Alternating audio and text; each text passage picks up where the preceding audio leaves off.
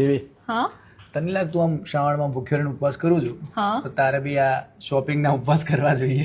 તું ફરાળી ખાય છે ને આખો દિવસ હા એમ છે ને શ્રાવણમાં મેં કપડાની શોપિંગનો ઉપવાસ કર્યો છે હા. અને આ મારું ફરાળ છે. ભાઈ મારી વાઈફ છે ને હાર્ડવર્ક ને સ્માર્ટ વર્કમાં બિલીવ કરે છે.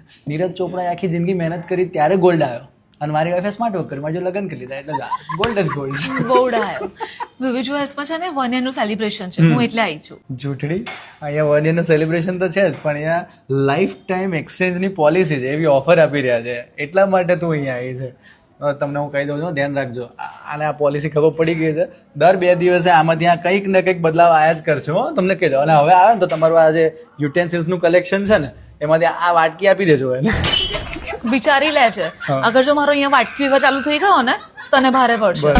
ભાઈ શ્રાવણમાં ઉપવાસ કરો કે ના કરો તમે વાળ ચોક્કસથી વધારજો કેમ કે ગમે એટલા મોટા વાળા છે વાઈફને આવડે છે ટાલ પાડતા.